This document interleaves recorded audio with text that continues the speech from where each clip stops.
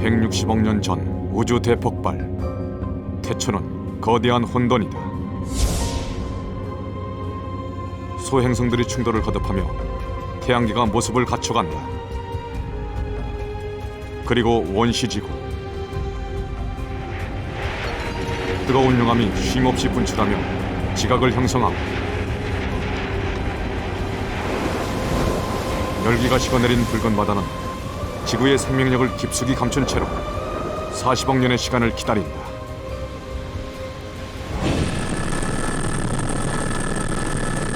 광막한 남태평양. 이곳에서 2011년 봄 한국 과학자들의 도전이 시작된다. 최첨단의 해저 개척선 무인 잠수정이 마침내 심해로 들어선다. 현재 수심 100m입니다. 그래요? 됐어요? LED 조명과 고해상도 카메라에 의해 모습을 드러내는 암흑의 세계. 현재 300m 내려가고 있습니다. 인간의 상상을 뛰어넘는 신비한 생명체들이 비밀스런 생명을 이어가는 이곳.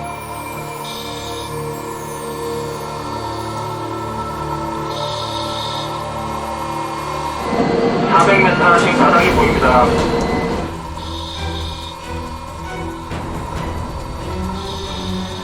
마침내 대한민국 탐사팀이 강렬한 생명력으로 살아 숨쉬는 지구상의 마지막 미개척지 심해의 비밀에 최초로 도달한다.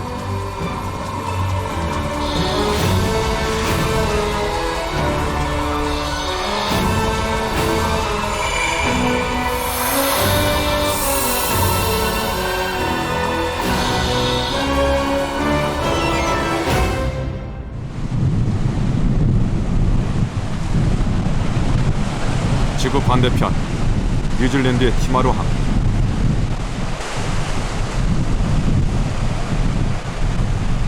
극지를 누비는 최첨단 연구 선박 아라운호는 남태평양으로 향하는 중대한 도전을 준비하고 있었다. 2011년 3월 20일 국내 심해 전문가들이 아라운호에 생산한 다 있어요, 다. 2층. 엄격한 기준으로 선발된 탐사대다.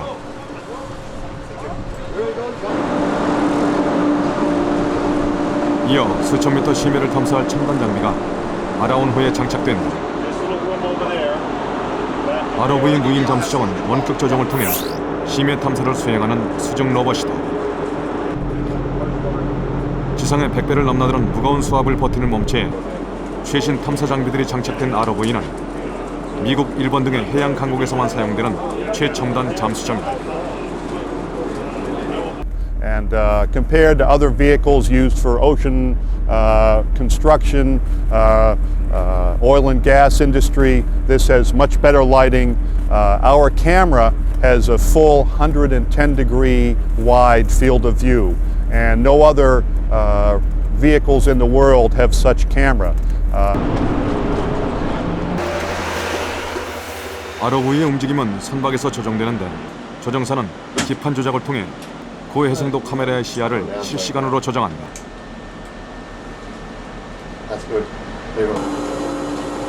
실시간으로 로봇팔을 조작해 심해의 표본을 채취하는 통합 탐사도 가능하다.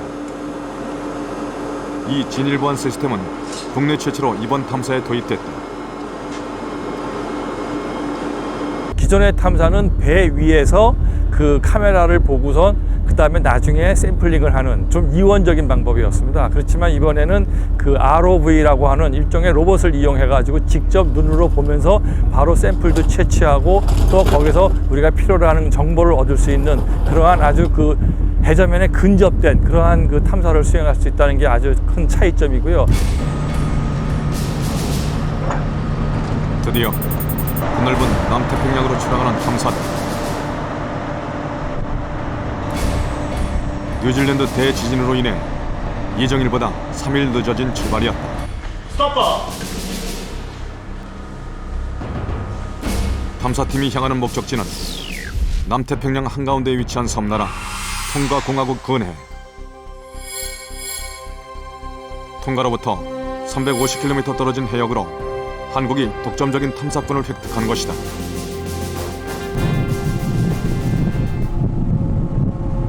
뉴질랜드에서 목적지까지는 2,500km.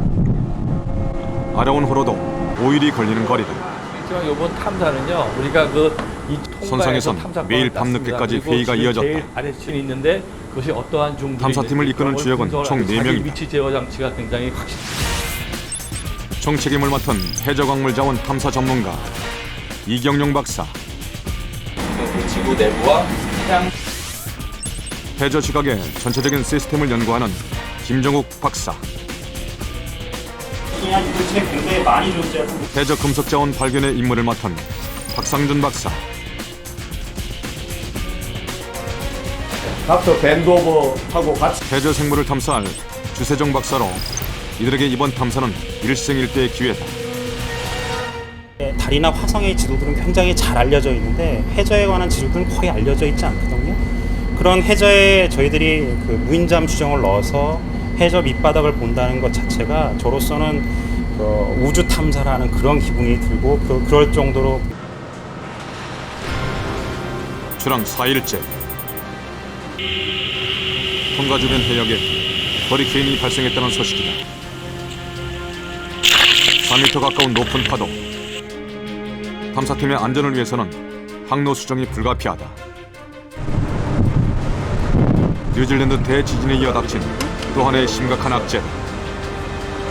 실제 남은 게 925m. 최단 시간으로 고안된 항로가 변경되면서 최대급이 탐사 일정은 또다시 지체된다.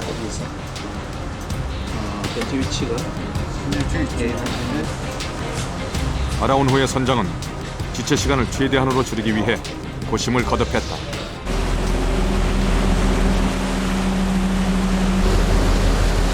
허리케인을 피해 돌아가는 19시간의 백길.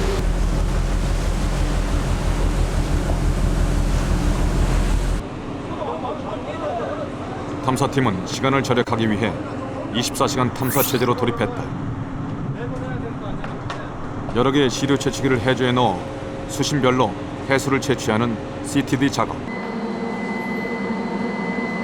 이때 바닷속을 보는 방법은 수심 표시와 레이저로 나타나는 해도뿐이다. 같은 시각 바로 옆에선 해저면의 퇴적물을 채취하는 멀티플 코어 작업이 함께 진행된다. 채취기를 수심 1000m의 심해에 넣어 퇴적물을 채취해 분석하는 방법이다. 바다 밑에 있는 해저면에 있는 퇴적물을요, 교란되지 않게 끝층부터 퇴적물을 그대로 떠오는 겁니다. 그래서 해저 밑바닥에 퇴적물을 담고 올라오는 시료 채취기. 약 지름 10cm에 불과한 통에 담긴 심해의 정보는 극히 일부다. 이나마 썩지 않게 보존한 후 새로운 발견이 있기를 기대하며 분석한다. 이 수직적으로 어떻게 분포하는지 층별로 어느 종류의 생물들이 어떤 수직 분포를 가지고 있는지 보기 위해서 이렇게 층별로 잘라가지고 이 환경 연구를 위해서 그 생물 분석 위한 시료를 처리하고 있는 중입니다. 기존 탐사는 커봐야 지름 1m에 불과한 시료 채취기를 이용하기 때문에 심해를 미루어 짐작할 수밖에 없다. 이것이 지금까지 국내 학자들이 겪어온 한국 심해 탐사의 현실이었다.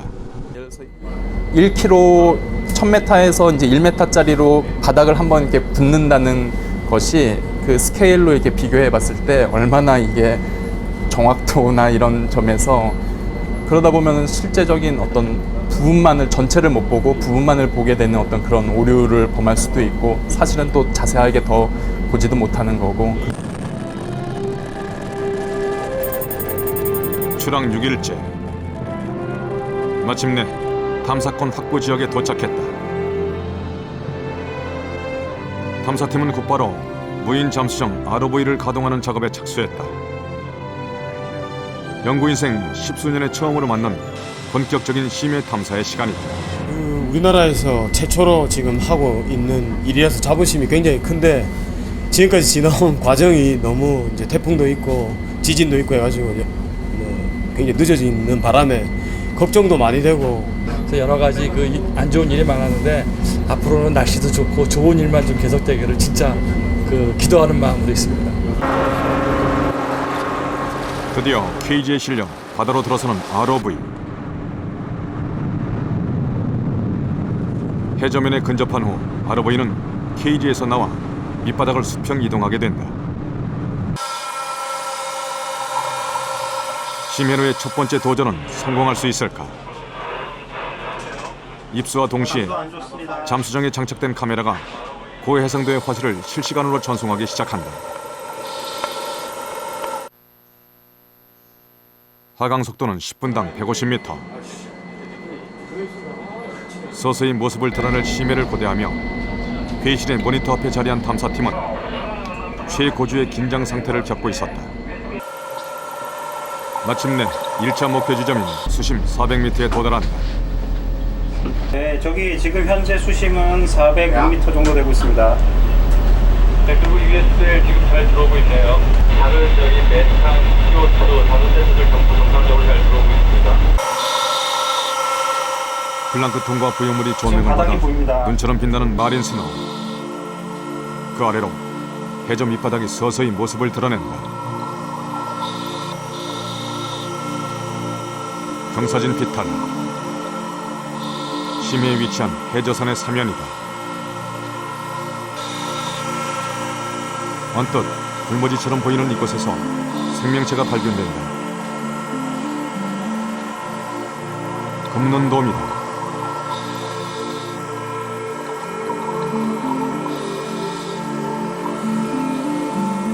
파리 지옥을 닮은 심해 말미잘도 눈에 띈다. 심해 생물은 인간의 상상을 뛰어넘기도 한다. 마치 두꺼비처럼 앉은 듯한 물고기.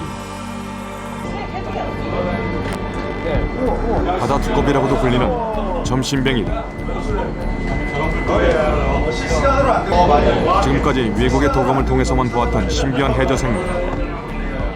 점심뱅이는 해저 바닥에 적응해 가슴 지느러미를 이용해 걸어다닌다.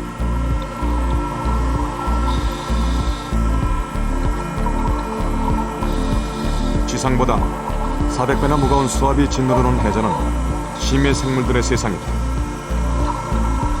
심해 보호색인 붉은색을 한 홍살치류는 날카로운 가시로 침입자를 경계한다.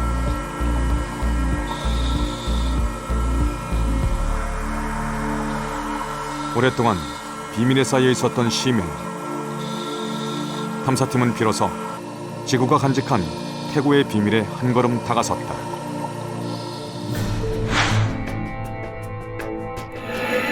(40억 년 전) 원시 지구. 소행성과의 충돌로 용암에 덮인 지각은 바다를 일순간 말려버렸다.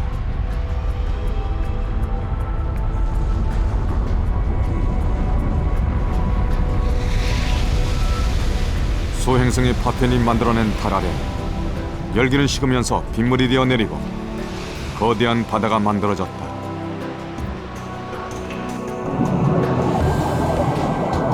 지구 표면의 60%를 덮으며 최고 수심 10km를 넘는 심해. 수십억 년의 세월 동안 해저는 미지의 영역이었다. 1934년 동물학자 윌리엄 비비 박사는 인류 최초로 심해 탐사 계획을 세우고 지름 1.4m, 두께 4cm의 강철공에 몸을 싣고 수심 920m까지 내려갔다. 소형 카메라가 없어 잠수정에서 관찰한 심해 생물의 모습은 전화선을 통해 배 위의 화가에게 전해졌다. 최초로 공개된 심해 생물의 기괴한 모습은 큰 충격을 던졌고 비비 박사의 도전은 심해를 탐사하는 첨단 잠수정 제작으로 이어졌다.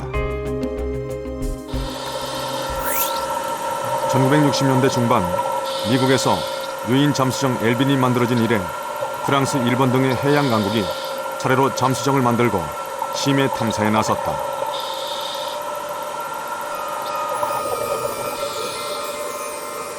심해에서 발견된 생명체의 모습은 수면에서 보던 것과 달랐다. 심해에서 촬영된 오징어는 내장기관이 투명하게 비쳐 보인다. 수면의 빛이 약한 푸른빛으로 비치는 중충대.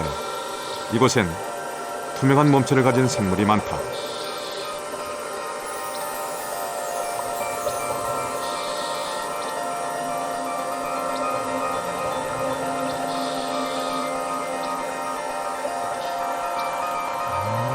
투명한 몸체에 촉수 끝마다 반짝이는 발광체를 갖고 있는 아레나 관해파리. 한 몸처럼 연결된 개체들이 한 몸인지 아니면 각자 다른 생명이 모인 것인지를 두고 학자들 사이에 의견이 분분한 미지의 생물이다.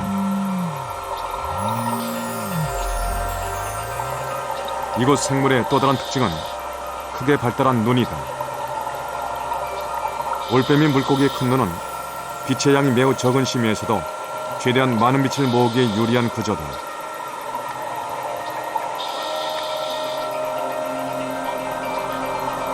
일명 뇌가 보이는 물고기라 불리는 베러라인. 그러나 투명한 위피 넘어 비치는 것은 뇌가 아니라 올려다보는 눈의 수정체다. Unique thing about this was the clear dome that protects the eyes, which nobody had ever seen intact before.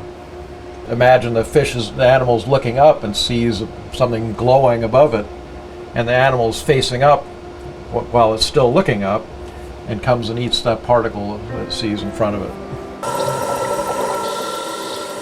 베럴 아이의 뇌는 눈 뒤쪽에 위치한다. 그 앞에 보이는 두 개의 돔 모양 수정체는 빛을 모으기에 유리할 뿐더러 해파리의 독에서 눈을 보호하기에도 좋다.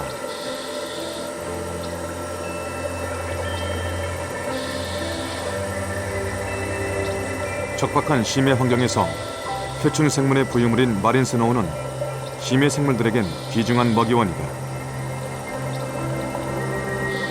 거미줄 같은 집을 짓고 표층에서 떨어지는 유기물을 붙잡아 먹는 라바신. 라바신이 벌이는 거미줄 칩은 보다 밑바닥에 사는 해저 생물들의 귀중한 먹이원이다.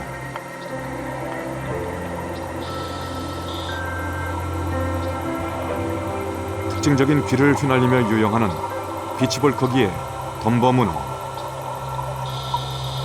아기 코끼리 덤버를 연상시키는 귀는 사실 지느러미다.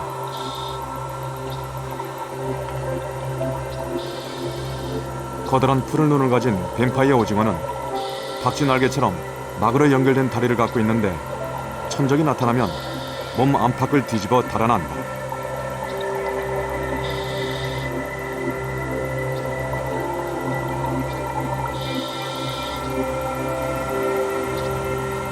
가만히 서서 먹이를 기다리는 세다리 물고기. 바닥 생활에 적응해 지느러미가 다리로 진화한 신비한 생명체다. 심해에서 생명체를 발견할 확률은 표층에 비해 100분의 1 정도로 희박하다. 때문에 모처럼 먹이를 발견하면 단번에 물어 절대 놓치지 않도록 이빨이 날카롭게 휘어진 생물이 많다. 심해 아귀도 그 중에 하나로 머리의 발광기를 낚싯대처럼 흔들어 사냥감을 유인한 뒤 안쪽으로 휘어진 날카로운 이빨로 단번에 물어버린다.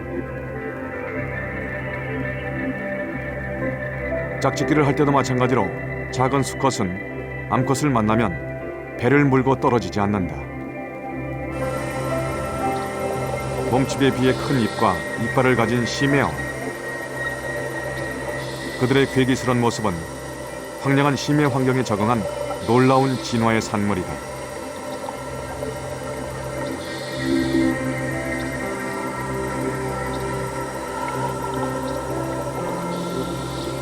빛이 전혀 들어오지 않는 수심 1000m 이하의 무광층. 해파리의 놀라운 발광이 암흑의 심해를 수놓는다. 빛 해파리의 몸에 난 작은 손모 돌기들이 발광하며 선보이는 아름다운 무지갯빛 향연.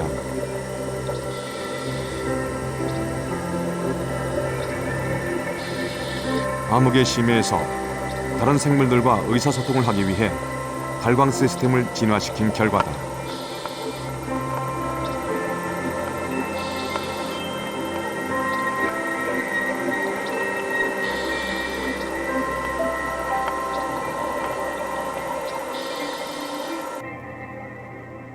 최근 심해 생물의 발광 시스템은 생명과학의 주목을 받고 있다.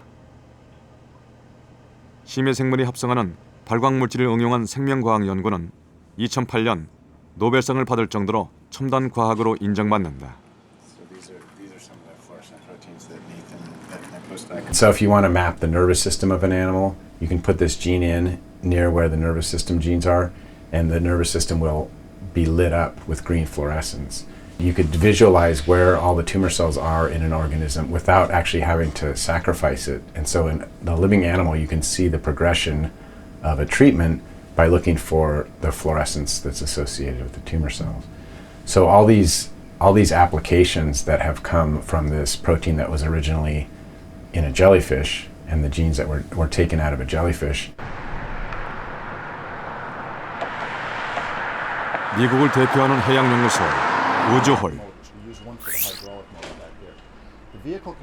이곳은 무려 4대의 심해 잠수정을 보유하고 있는데 제이슨은 그 중에 하나로 수심 6,500m의 심해까지 탐사하는 무인 잠수정이다. 이런 첨단 장비로 우주홀의 과학자들은 놀라운 발견을 얻기도 한다. I was on watch when we came on this thing, and it was amazing. We were seeing flashes of flame. I think we were somewhere 900 meters deep. 태평양 서부 마리아나 제도 인근 해저에서 제이슨이 촬영한 해저 화산의 폭발 장면. Oh my God. 구름처럼 솟아오르던 소용돌이가 점차 강력해지며 유황과 암석, 불꽃이 분출되기 시작한다.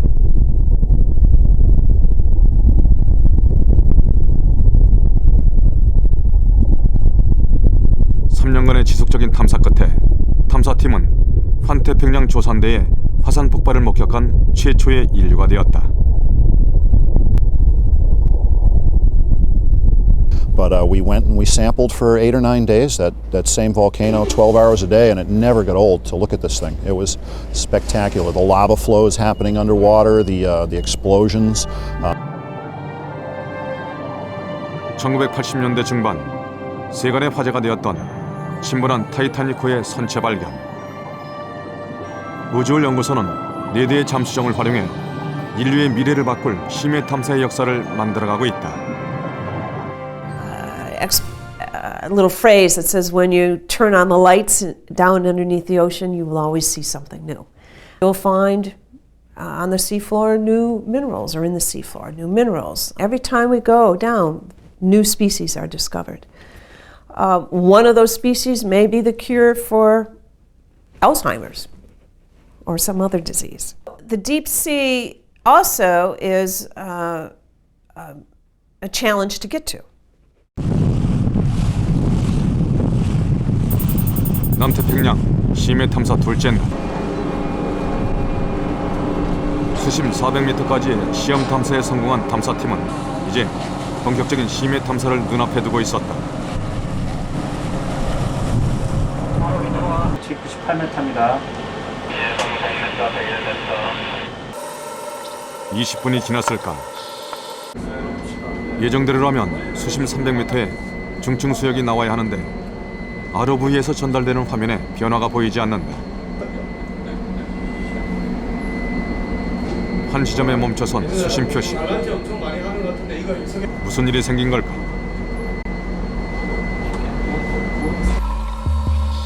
서둘러 무인 잠수정 카메라로 살펴본 결과 잠수정을 내려보내는 케이지의 케이블이 축에 걸려 헛돌고 있었다.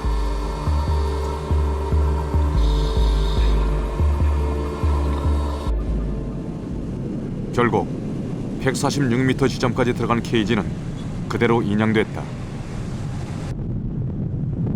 수면에 떠서 부유하는 잠수정을 인양하는 것은 더욱 어려운 일이었다. 이번 탐사에 쓰이는 잠수정은 미국의 탐사업체에서 임대한 것으로 수리 역시 그들에게 전적으로 맡기고 기다리는 수밖에 없었다.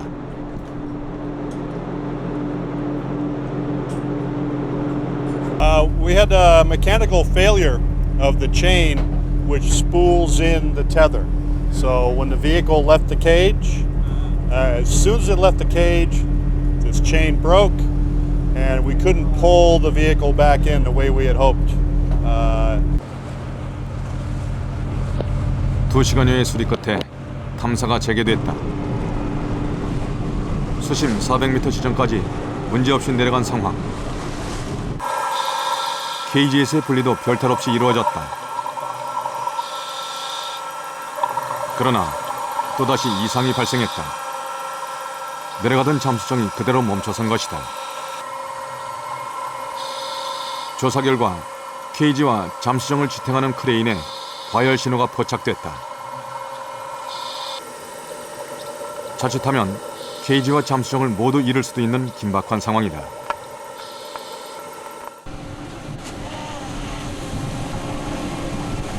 기술팀이 총동원돼 잠수정을 배전으로 옮긴 후 고장의 원인을 찾기 위한 대대적인 작업이 시작됐다.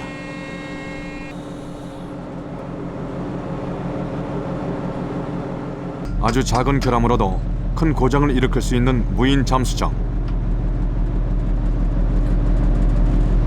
고장의 원인은 메인 모터의 부러진 핵심 부품이었다.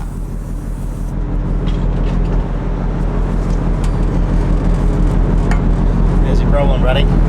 What's the problem? Yeah. The magnetoid coupling.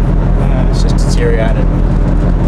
그러나 더 심각한 문제는 남태평양 한가운데에서 이 부품을 구할 길이 없다는 데 있었다. 결국 탐사는 중단됐다.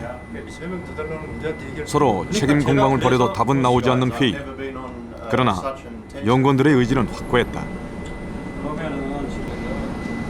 회사에서는 아니면 계속 저는 계속 있을 거예요. 환경이라도 좀 더 하도록 24시간씩 하면 합니다. 할 수 있습니다. 여기서 탐사를 포기할 수는 없다. 어떻게든 빨리 부품을 구해 탐사를 재개해야 한다. 백방으로 알아본 결과 연구원들은 싱가포르에 부품이 있다는 정보를 입수했다. 문제는 공수되는 시간이다. 내일 점심때쯤이면 딴 스테이지를 가서 하고 나서 바로 통과로 가서 그 파트 받아서 고친 후에 다시 이 자리로 오면 나머지 일은 통과에 한국해양연구원 지소가 나서면 탐사 시간을 조금이라도 더 벌 수 있다. 탐사팀은 할 수 있는 모든 대안을 찾고 있었다. 가급적 멀리까지 나와가지고 우리한테 좀 전달할 수 있도록 그렇게 좀 조치를 좀 취해줬으면 좋겠어. 이제 할 수 있는 일은 기다리는 것뿐이다. 이제 그만 찍으세요. 아, 미치겠어요. So how many hours from here? 한국해양연구원과 이경용 단장이 11년에 걸쳐 준비해온 대한민국 최초의 심해 탐사는 암초에 부딪혔다.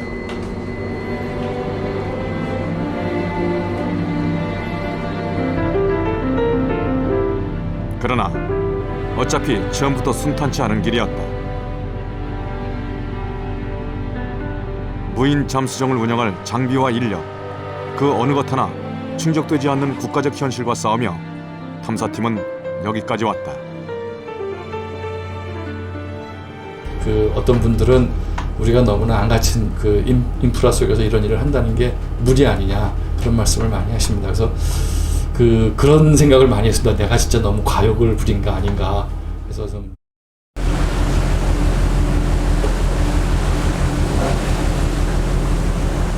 통과 인근 해역에 독점적인 탐사권을 획득하는 데 걸린 8년의 시간. 본격적인 심해 탐사를 준비한 3년의 시간. 집념으로 점철된 11년은 국가의 미래를 위한 것이기도 했다.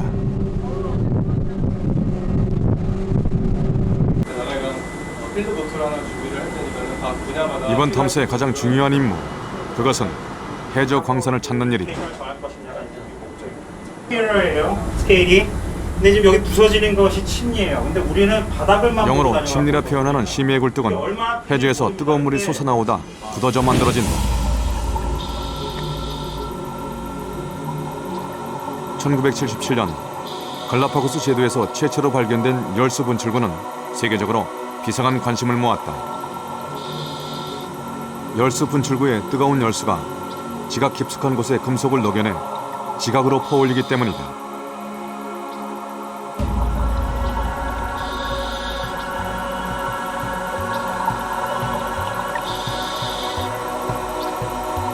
Hydrothermal vents occur where hot water comes up through cracks on the ocean floor, and as it emerges at temperatures between 200 and 400 degrees centigrade, it mixes with cold seawater, which is about 2 degrees centigrade. There's a massive chemical reaction and there's lots of precipitation of minerals. 끊임없이 생성과 소멸을 반복하는 지구의 지각. 그 경계는 대부분 깊은 심해저에 있다. 이때 지각의 경계 부분, 해저의 얕은 지각틈 사이로 스며든 물은 마그마에 의해 데워진 후 주변의 광물을 녹이며 해저면으로 분출해 열수 광석을 만든다.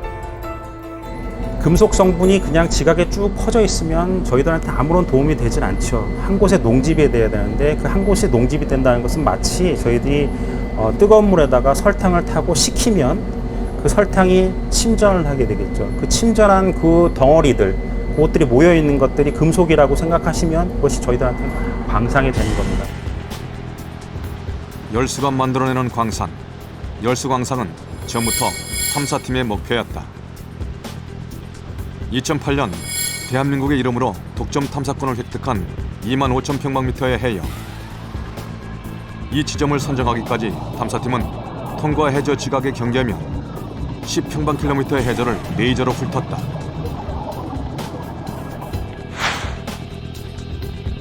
조사 끝에 선정된 탐사 해역은 해령에서 생성된 지각이 호상열도 쪽으로 밀려 들어가는 지점으로 이때 지각이 접힌 틈으로 열수가 솟아나며 광상을 형성할 것으로 추측된다. 광역 탐사를 하는데 한 3, 4년의 시간을 보냈고 그 광역 탐사의 결과를 가지고 다시 유망한 중역 탐사 정도의 지역을 뽑는데 한 1, 2년이 걸렸고 그 다음에 지금 최종적으로 유망한 광구를 뽑아서 다시 탐사는 지금 정밀 단계에 와 있기 때문에 저희들이 한 7년 정도의 세월을 지금 심해저에 열수광석을 찾아야 하는 이유는 무엇일까? 그물채굴하는 전라남도 해남에 은산광산을 찾았다. 지하 84m에 위치한 1.2km의 막장. 은산광산은 수천만 년 전에 형성된 것으로 그 기본 원리는 해저 열수광산과 같다.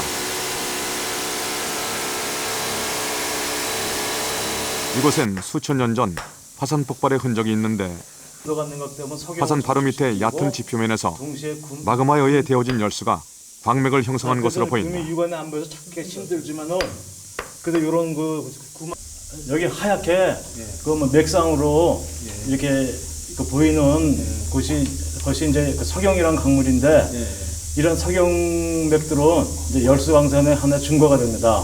그들은 이제 여기 있는 모함은 그 은하에 열수가 솟아오르다 굳어진 석영맥에 금과 동 같은 광물이 녹아 있다.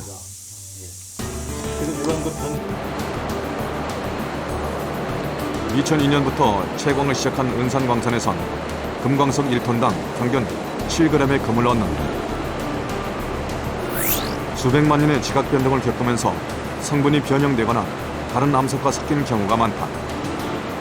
약품 처리를 통해 거품에 금속 성분이 묻어나게 한 다음 다시 금을 재련해야 한다. 이나마 점차 찾기 어려워진 상황. 세계는 해저의 순수한 광물에 눈을 돌리고 있다.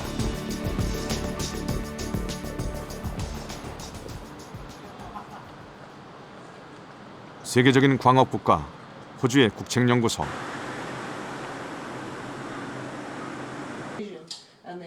이곳의 주된 업무 중 하나는 해저 광물 자원 탐사다.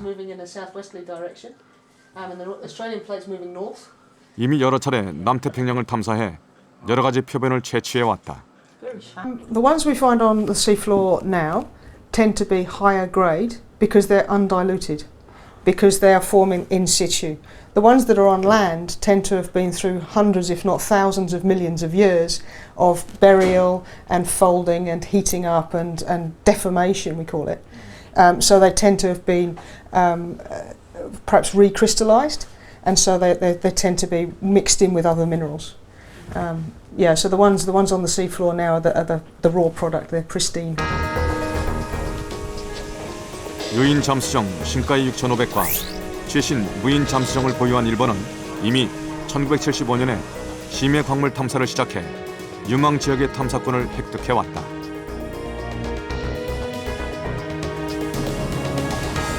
올해 해저 광물 조사에 쏟는 예산만 무려 68억에 약 910억 원을 열수광산 개발에 투입한다. 해저 자원을 채광하는 로봇 개발도 완성 단계에 이르러 심해 자원 전쟁은 더욱 치열해지고 있다.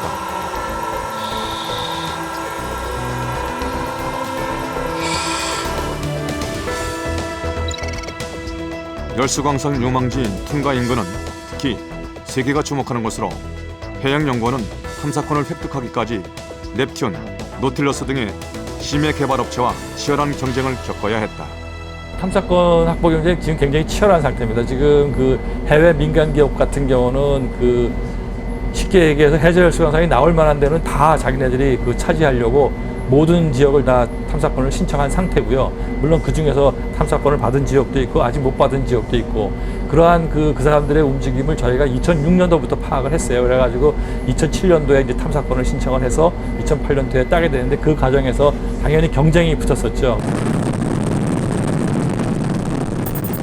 부품 고장으로 탐사가 멈춰선 지 5일 만에 탐사가 재개되었다. 아라운호가 탐사 해역에서도 열수 분출구를 발견할 확률이 높은 지점에 들어선다. 이번 탐사는 열수 분출구에 접근해 육안으로 확인하고 광석과 생물의 시료를 채취하는 것을 목표로 한다.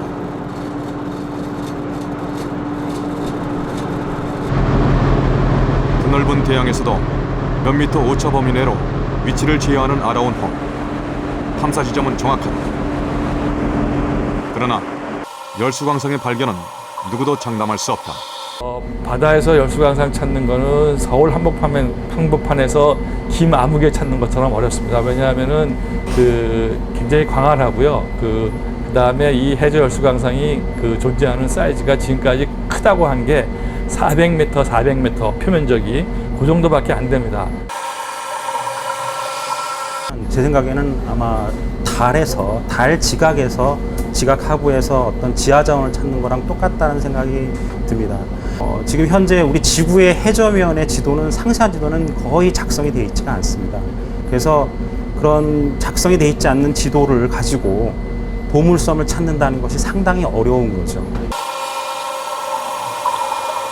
드디어 모습을 드러낸 목표 지점 해저선의 산봉우리. 무인 잠수정 ROV가 해저선의 사면을 타고 하강한다. 모니터로 실시간 전송되는 화면을 지켜보며 ROV의 방향을 지시하는 탐사팀. 그 시야에 사면의 아래쪽으로 하얗게 변질된 광석들이 보인다.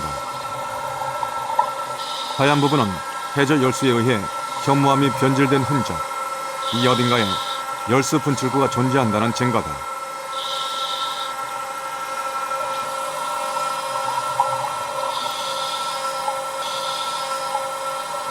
조명을 비추자 빛나는 해저 굴뚝. 마침내 탐사팀은 국내 최초로 열수 분출구를 발견했다.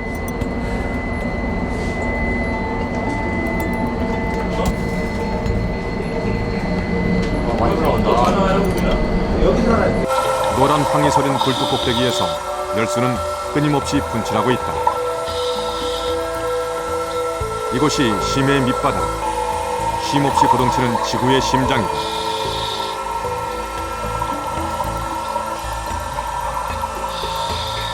지구 내부의 광물을 담은 고온의 열수는 차가운 해수와 만나 순식간에 굳어지며 굴뚝을 이룬다.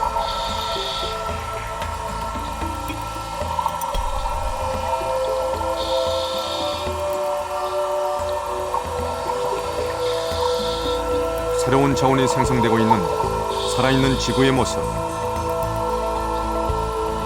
이 열수 분출공들이 생명을 다하면 분독을 이뤄 열수 광상을 형성할 것이다. 유독한 황을 함유한 고온의 열수가 뿜어져 나오는 열수 분출구. 이곳에도 생명이 살고 있다. 언뜻 산호초처럼 보이지만 열수 분출구 주변에 서식하는 관벌레다.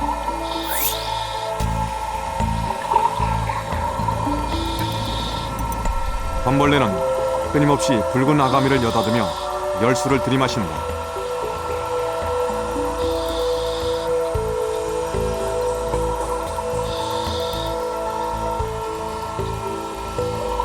열수 분출구 주변은 풍량한 심해저에서 발견하는 생명의 오아시스다. 군집에서 살아가는 심해 고동, 그 옆으로 몸을 숨긴 심해 어도 보인다. 고동과 홍합, 심해 개가 어우러져 살아가는 열수 분출구의 생태계가 장관을 드러낸다.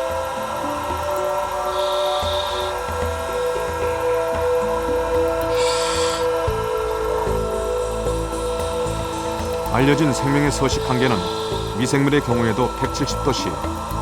하지만 심해에선 섭씨 300도를 넘는 고온의 열수에 생명이 존재한다는 사실이 그 자체로도 충격적이다.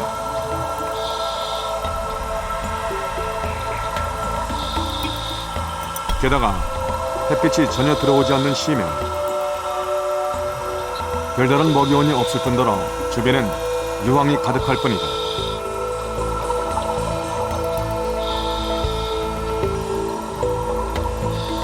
생명에 대한 기존의 상식을 완전히 뒤집는 열수 분출구의 생태계는 탐사팀의 과학자들에게도 중요한 연구 과제다.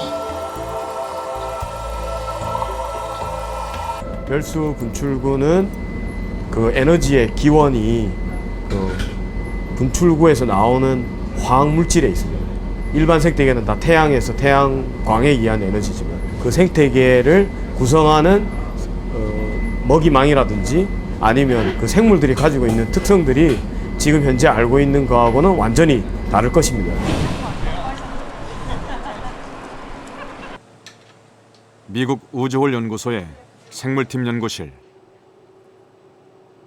열수 주변의 생태계는 해양 생물학자들에게 최근 떠오르는 화두다.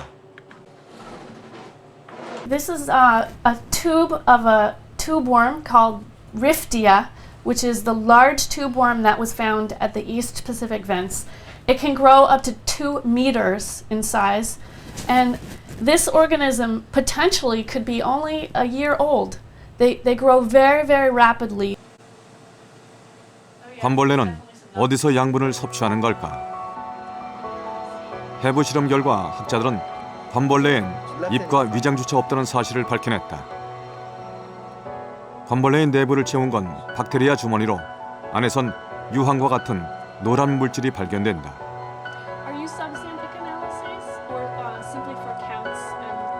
노란 물질의 정체는 황화박테리아.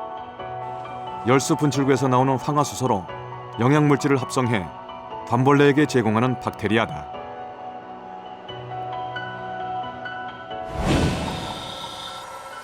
깊은 심해저. 관벌레의 생태계는 태양빛이 아니라 열수 분출구에 의지하는 화학 합성의 세계다.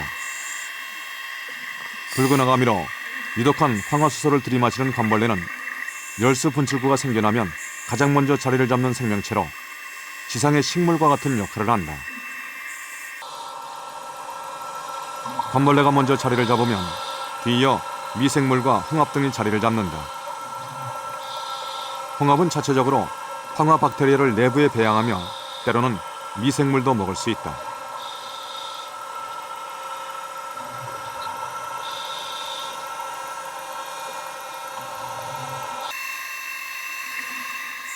심해 환경에 적응해 눈이 퇴화한 하얀 장림개도 열수 분출구 주변에서 풍부한 먹이를 구할 수 있다.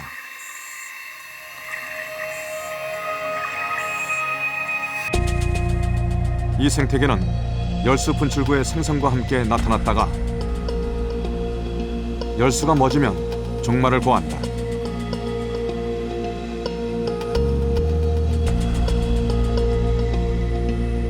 산소가 없고 빛도 닿지 않으며 고온에 유해한 황화수소에 노출된 환경. 그 안에서 번성하는 생태계는 원시 지구의 환경에서 생명이 어떻게 탄생했나를 짐작케 한다.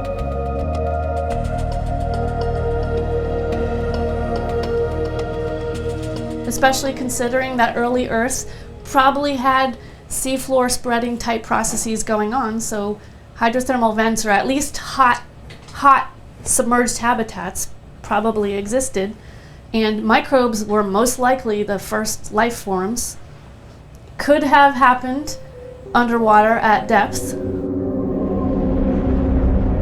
가설에 의하면 용암이 끓어오르는 원시 지구의 바다. 그 깊은 심해에서 DNA가 합성되고 황화수소를 먹는 박테리아가 생겨난다. 이 박테리아는 곧 대기에 가득한 이산화탄소를 흡수해 산소를 만들어내고 자신들이 창조한 새로운 지구의 환경에 적응한다. Actually, there is quite a bit of work that's gone on in understanding the evolution of life on this planet, thinking that the ocean was the early stage for that life. And certainly how we've evolved as a human species, as well as other life on this planet, probably has as its origins some of this biodiversity that began in the ocean. 박테리아들은 자기들끼리 몸을 합치며 세포를 형성하고 세포들은 지구상에 존재하는 다양한 생물을 만들어냈다. 우리 인간도 그중 하나다.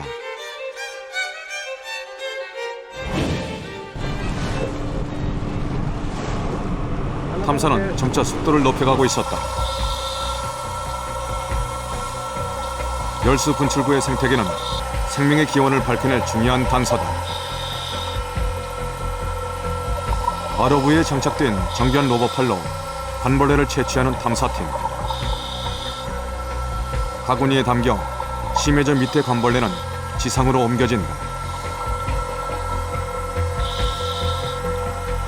현재까지 발견된 열수 분출구는 전 세계에서 200개 남짓한 지역뿐이며 그 각각은 개개의 고유한 특성을 지닌다. 따라서 연구를 빠르게 진행한다면 외국의 해양연구소를 앞질러 새로운 발견을 할 가능성은 충분하다.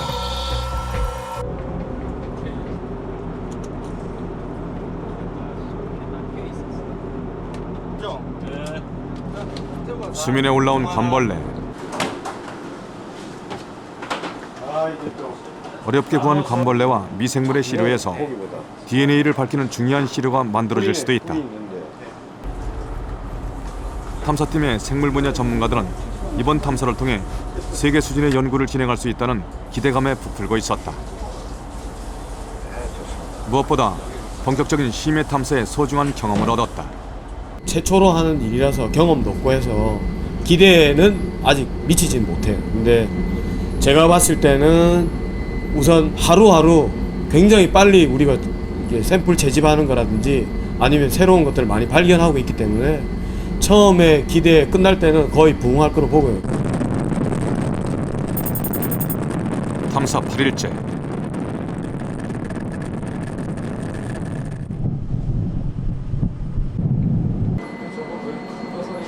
이경용 단장의 얼굴엔 초조함이 어리고 있었다. 탐사팀은 아직 최종적인 성과를 내지 못했다. 저 잡은 거 아니에요? 이번 탐사의 가장 중요한 목표는 열수광산 발견이다. 그러나 대규모로 광석 성분이 응집된 경제성을 담보할 만한 규모의 열수광산은 아직 보이지 않는다.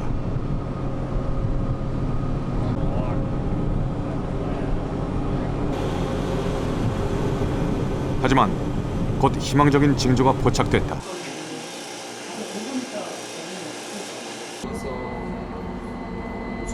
심해지에서 채취한 암석 표본. 표본은 철, 마그네슘과 같은 광석 성분을 함유하고 있다. 탐사팀은 확실히 열수광성에 근접하고 있었다.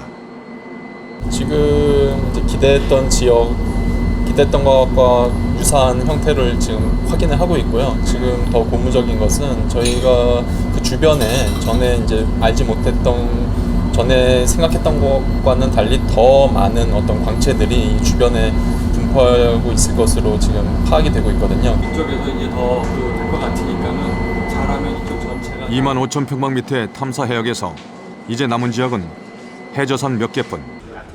그렇죠.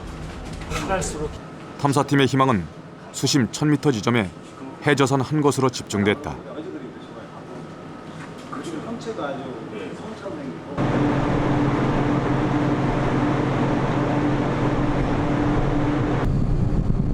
21세기 자원 강국의 초석. 열수광선을 향한 탐사팀 최후의 도전이 시작된다.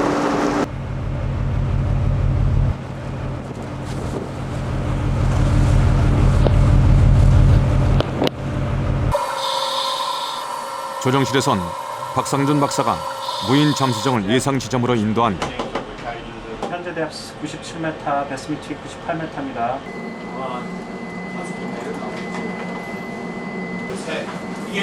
목표 지점은 지금까지의 탐사 중 가장 깊은 수심 1000m 지점.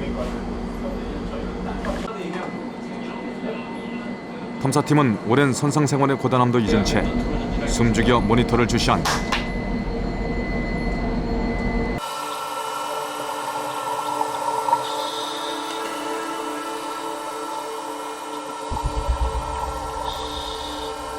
몇 시간이 지났을까?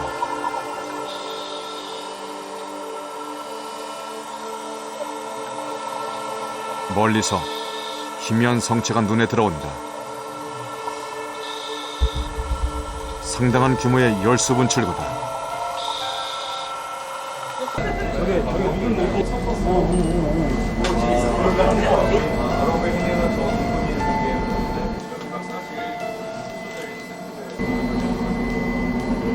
이런 열수 분출구가 주변에 많이 모여 있어야 심해자원 채굴의 경제성을 담보할 수 있다.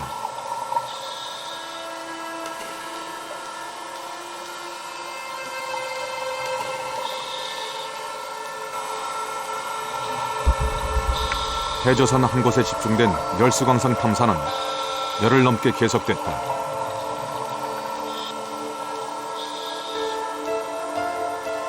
오랜 시간의 의지와 열정은 이제 차라리 간절한 기도가 된다.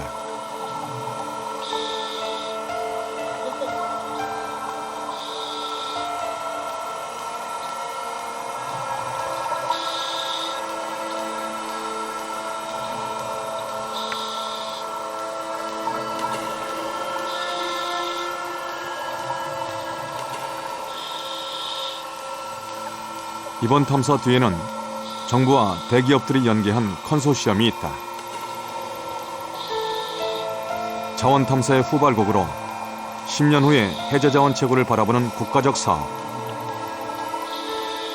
그 선봉에 선 탐사팀은 더 이상 물러설 곳이 없었다. 해저 열수로 변질된 하얀 현무암이 곳곳에서 발견되며 기대감은 점차 커져갔다. 바닥에서 10m 이상 성장한 죽은 열수 분출구의 굴뚝. 이런 발견이 종종 이어졌지만 대규모 열수광선의 존재로 확인되지 못했다.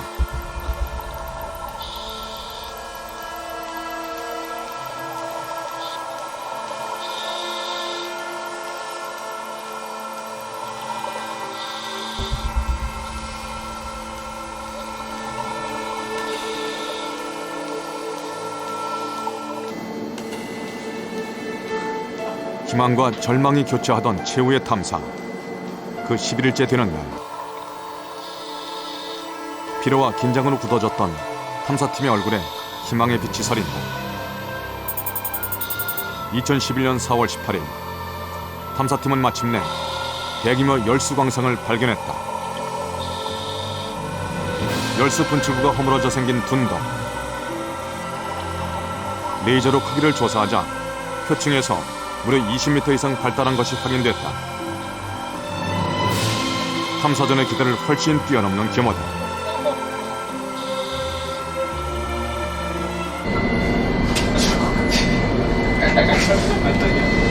다음번에 오면 숨 넘어가고.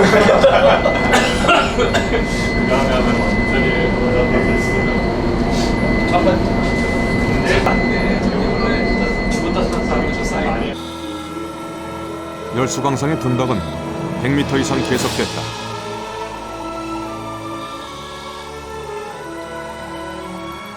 짧게는 수십 년부터, 길게는 20만 년에 걸쳐 형성된 열수광상이다.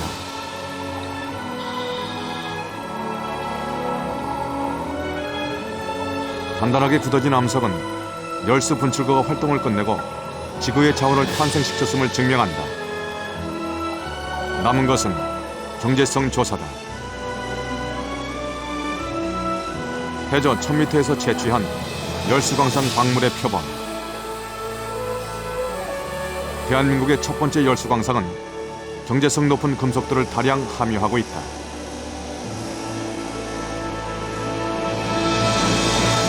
샘플을 이용해가지고 분석을 한 결과에 의하면요, 금이 많게는 한 톤당 20g 정도 들어있고요. 그 다음에 구리가 1 내지 2% 정도 들어있고요. 그 다음에 아연이 한 20% 정도 들어있습니다. 초록색으로 구리가 드러난 광석. 이 안엔 금과 은도 상당량 존재하는데, 특히 금의 함유량은 육상광산의 손익분기점인 톤당 6g을 3배 이상 뛰어넘는다. 탐사팀의 성과는 막대한 경제적 가치를 지닌다. 지금 보시는 뒤에 보이는 이런 그 죽은 침리가 모여서 이렇게 둔덕을 이루고 있는 걸 보고 열수광산이라고 하거든요. 그런 것을 갖다가 100m 이상 쭉 연장되어 있는 걸, 그런 걸 이번에 발견했습니다. 그 정도 된다 그러면 우리가 원래 목표한 게 경제적 가치 약 5조 원 이상의 그런 거를 충분히 달성할 수 있을 것으로 예측을 하고 있습니다.